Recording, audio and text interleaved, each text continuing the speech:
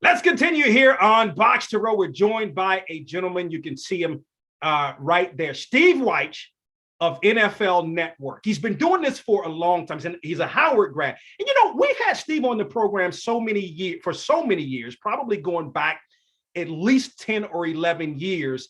And we always talk about the National Football League, and we're going to talk about the National Football League. But we want to talk about Steve and some of the things he's doing, some of his great accomplishments in his career. He's got something really big that he's got going on. It's in Inspire Chains, a special spotlight. He's going to talk more about that, where that's going to air, as well as he joins us here on Box to Row. What's going on, Steve? My man, Donald, I see you representing, Shaw and Morgan. You got the Kobe jersey there. I love how you keep on representing. See, I'm in a hotel room. This is not my crib, people. My wife would not decorate like this. It's all good. Listen, you stay on the road. Matter of fact, so on Sunday, you were in Tampa, correct? Yep. Sunday I was in Tampa for that great Rams-Buccaneers game. What an incredible weekend we had on divisional round of football. And then I'm doing a special project, secret locations. So I'm not going to tell you exactly where I am. But then this weekend, I will be at the NFC Conference Championship game with the Rams and 49ers back home in Los Angeles. So, yeah, it's going to be a whirlwind week, to say the least, for me. Yeah. And listen, we're going to talk about you, no question. But, we got to talk. We got to talk a little bit of National Football League, right? So, the games, to your point, were phenomenal. All four this past weekend. Most of them, even going back to last weekend, have been pretty good. I know there's a lot of talk about that Chiefs and Bills game and whether or not the Bills should have gotten another opportunity in overtime. We've already seen the rule sort of amended from where it had been for many years, in terms of now, if you score a touchdown, first to score a touchdown wins. The first team gets the ball, they score a field goal, the other team can match, whatever. What are your thoughts? Should there be an opportunity for the other team to get the ball? Well, look, most of the people squawking were probably either Bills fans or people who wanted just to see more football, because it was such an incredible finish between Patrick Mahomes and Josh Allen. But I'm not a big believer in anymore. First off, if you do this, if this happens in the regular season, you're putting more wear and tear on players' bodies. Now we're playing a 17-game season, so there's always that possibility. But let's just go to the gamesmanship of it all, right? So you have this great game, it ends in a tie. And we see that, the tilted slant, the team that wins the coin flip tends to take the ball, right? At the beginning of games, teams tend to defer, so they get the ball later. And so, if a team goes down, they kick a field goal, like you said, then the other team gets the ball. But if they go down and score, then that's that. And a lot of times what you're finding, I don't know what the data is, but I'm just going a lot of games I watch, a lot of games I cover. When it goes to overtime, it's usually the team, some team scores late, and maybe they've just gone on some type of drive where they've fatigued out the opposing defense. If they get the ball back, they're going right back at it. They're going up against a fatigued defense. Now, you could say, well, the offense is fatigued as well, but, momentum tends to drive these things. And so, but I'm just a big believer in, I don't necessarily want more extended play for the health and safety of it. And frankly, if you can't stop a team on their first drive and hold them to a field goal, and remember, they only have to go 40 yards before they kick a field goal. If you can't do that, then that's life, right? At some point, it's going to swing back in your favor. We're just at a point now where it's one and done, instead of being able to come back next week and win another ball game. So I think that's why that's magnified. But let's not tweak the rules anymore, because although some people are unsatisfied with the result is the result. We saw one of the most incredible games that we've ever seen. Yeah, no question about it. So you were in Tampa on Sunday. Tom Brady, is he coming back to Tampa? Yeah, you really don't know. You hear a lot of things like Brady's really mulling it, whereas before he was always kind of insistent. Hey, I'm going to play till I'm 45. Why am I going to stop playing when I know I can still play? And even he's kind of saying, I'm going to take some time to figure this out. But you also have to look at the dynamic of the Buccaneers. For 2 years, they went all in. Last year they re-signed all these players. Well, now they're getting into New Orleans Saints territory when it comes to the salary cap hell situation. They're going to have to start letting some players go. This team is not going to be the veteran type of star-laden team that we saw this year because of all the big contracts. They got to start clearing the space. just so they can build for the future. So Tom Brady might be like, if Gronk's not coming back, if I don't have some of these guys back, it might be time for me to walk. Who knows what his body is telling him, also, so yeah, Tom's had this unbelievable run of great health. He's 44. He's the GOAT by far. No debate about it. Maybe he just might say, my body is telling me it is time. So we'll see. I don't think he's going to wait really, really long on this because, the team's got to make some decisions before they get into free agency and has to do it for draft preparation. And with a lot of quarterbacks changing rosters this year, if he's not going to play, he's got to let them get in the game. So I don't think this is going to take too long. Just like I don't think it's going to take too long for Aaron Rodgers up in Green Bay to decide whether he's going to say, look, why don't you trade me, or I'm done playing, or hey, look, I want to come back and let's try to run it back one more time. Yeah. So, I mean, what are your thoughts? And this is the last thought on the NFL. Your thoughts on Aaron Rodgers, particularly with the comments that he made. He didn't want to be part of it. I think maybe you have to listen to what he said in its context, but part of it was he doesn't want to be part of a rebuild. They've got some players that they have to pay. Yeah, one of them being Devontae Adams, his top wide receiver, right? So he basically is saying, I restructure my deal in a certain way where I know I'm getting a huge chunk, and it's going to make it tough to bring some of these players back. You're going to have to cut some guys. I don't know if I want to go through it again, but then he also, Aaron's smart, right? He's probably going to look at the landscape and say, well, if I ask to be traded to this team, that team, or that team, is the situation better or is it worse? And if I want to play again, is it just for me just to kind of get out of Green Bay, or is it for me to try to establish my legacy like Peyton Manning did and win a second championship with a different team? So I think all those things come into play. And I'm sure these guys have been thinking about this, already. This is not something that is, it just happened, let me address the situation. So, it's tough to tell. I mean, you talk to people around the league, they think Aaron's out. They think he's going to be gone. And the Packers will probably try and trade him to the AFC. He's not going to go to the Vikings or any of those rival teams.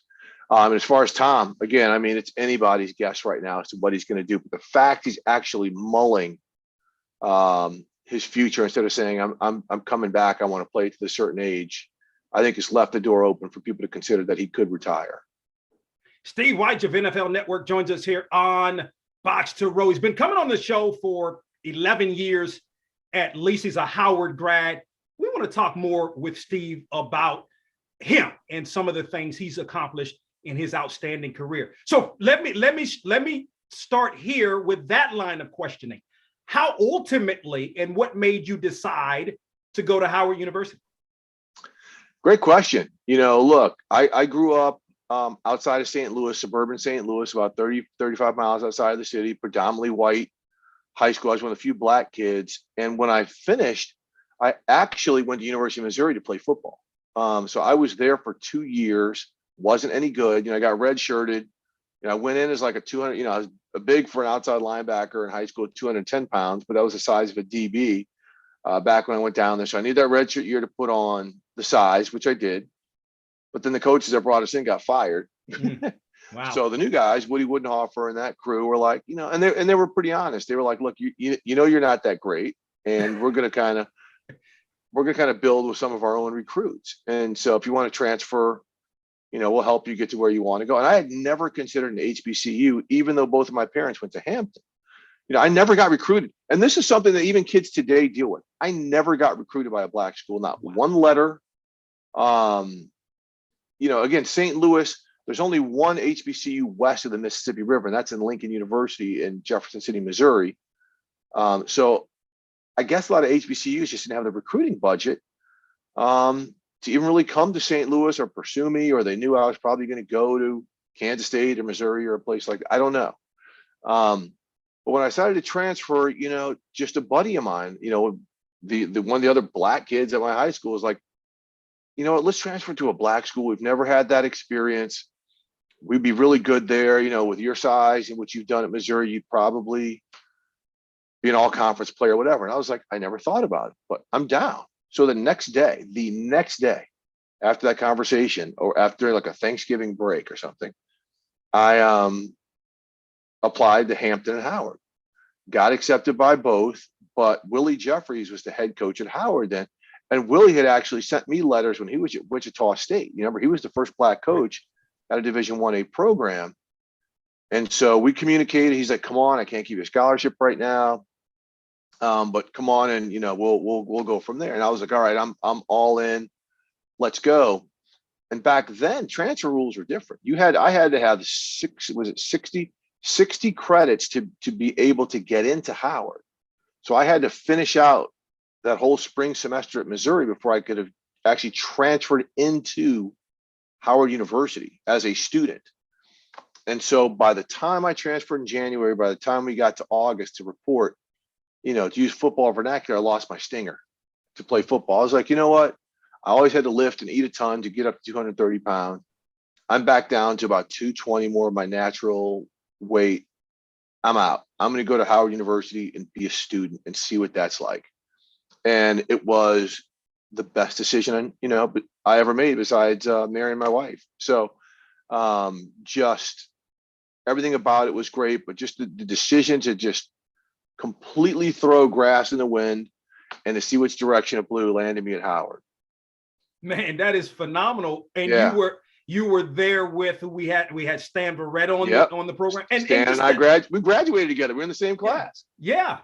It's great. I mean, and you think about just the excellence, right? Because I'm sure you all were broadcast communications or whatever, broadcast journalism, whatever it's called. But then you think about, I don't know if you were there at the same time, but you think of just the P. Diddy's of the world, Laz Alonso's and all of these people that are in not only the television field, but just the entertainment field, all that went to Howard University.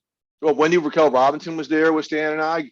But, I was a print major. Remember, I was a longtime newspaper guy before I got into TV. And so, but like in our cluster, just some recognizable names, Frederica Whitfield, who was like, from CNN, she was like a year or two ahead of Stan and I.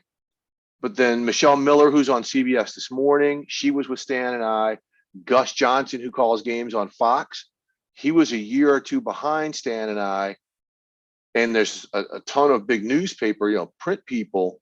And like I said, Wendy Raquel Robinson and a lot of other people have gone on. Puffy was only there for like a semester, right? He came in and got an internship at Uptown Records, and he went ahead and did his thing. But yeah, man, we were there like during a really good time. And that's when Howard's journalism school was kind of in its, I won't say infancy, but it was in its, kind of in an uptick. And we just had professors who pushed us, man. I mean, we had some great teachers who really drilled us. We had opportunities back then. I had an opportunity to work at the Washington Post for a year covering high school sports while I was the editor of the student newspaper.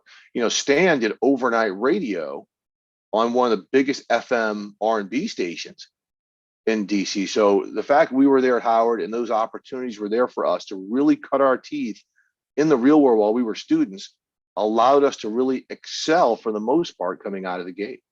No question. Of course, Steve Wyche joining us here on the program. It's interesting because being from Washington, the first time I knew about you was reading your byline in the Washington Post. I mean, and you got to the Washington Post in a relatively short amount of time, all things considered. Washington Post is one of the leading newspapers in the world, with one of the best sports departments there is. Yeah, I mean, and I was there when Michael Wilbon and Tony Kornheiser, Rachel Nichols. I mean, our staff was loaded. Ken Denlinger, Sally Jenkins, and I was covering the NBA then. Remember when you were reading me, I was covering when Michael Jordan came to join the Washington Wizards. I'd been down to Miami. I started out my first job in Richmond, Virginia. Like I think Stan's first job or one of his first jobs was in Newport News or Norfolk, Virginia. But I was in Richmond, Virginia for a year and a half, and I loved every day. I was down in Richmond, just loved that city and loved the people there. And then went to Miami for almost 10 years and covered the whole gamut from high school sports to pro boxing. I was the backup beat writer for the Dolphins. There were two of us on the beat, for Don Shula's last couple of years and Jimmy Johnson's first couple of years. And then I went on to cover the Miami Heat back in the first iteration of playoff teams with Tim Hardaway and Alonzo Mourning and Dan Marley and that whole group. And from there, that's how I got to Washington to cover some bad Wizards teams, man. Some horrible, saw some bad basketball. And then the whole MJ phenomenon was just insane. And then I left there and went down to Atlanta, to Atlanta Journal-Constitution, to cover the NFL. And then the whole Michael Vick dogfighting thing broke. And that's when I got a lot of television exposure, doing interviews on CNN and all these different other networks, NFL Network and ESPN. And ESPN actually hired me part-time for about 6 months, 8 months before the NFL Network was like, we're going to offer him a job. And, back in 2008, that's when I signed on. Yeah, and you're loving. I mean, you're loving the TV. I mean, do you misprint any? I miss the writing element of it. I don't miss the deadlines. I don't miss the deadlines, and it's so much tougher now for print journalists because, back when I was coming up, newspapers were king, right? Every other media outlet would read what was happening that morning in the paper and kind of base their coverage that day off of what the newspaper drove. Well, since newspapers have really kind of been folded into a digital product that you're constantly updating, a lot of the really good print journalists are now doing the broadcast stuff, or they're working for major outlets like The Athletic and things like this. So if you're a beat writer or a beat reporter, and let's say you're covering the Rams because I live in LA, and then I come in just for one day, I parachute in for a day or two. And because of all of the resources I built up from my time in the NFL, and I'll talk to certain people on a team, I'm going to get some information that they're not going to get just because of my connections and things like that. So, it looks bad for them the next day when I come out with something that they couldn't get for every day there. And that happens all over the place just because, again, so many of the longtime print journalists are doing national stuff right now. And we're far more plugged in because we've done it for a long time. And these are things we used to do on the beat. We used to lock onto a beat for, I remember, a guy like Lenny Pasquarelli in Atlanta was on the beat for 30 years and was untouchable.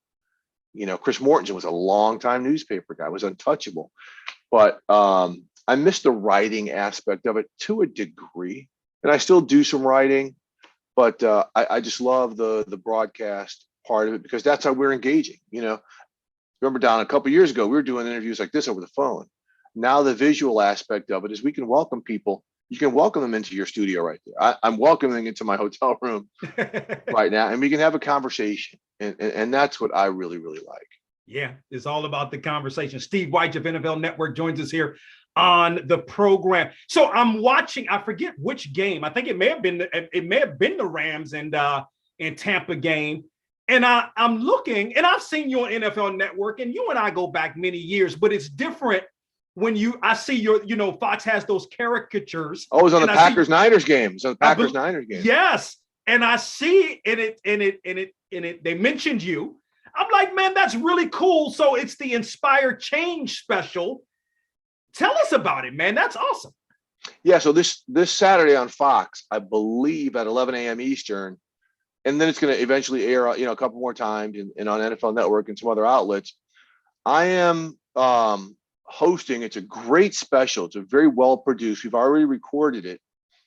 It's a show highlighting a lot of the community work that NFL players have done, whether it's on the social justice front, whether it's on the education front, whether it's on community development front, but players like, Eric Kendricks, a linebacker for the Vikings, he does a great piece, like it's the aftermath of George Floyd, of what he did in Minneapolis, because of course George Floyd was murdered there, and how he connected with the community through a group there.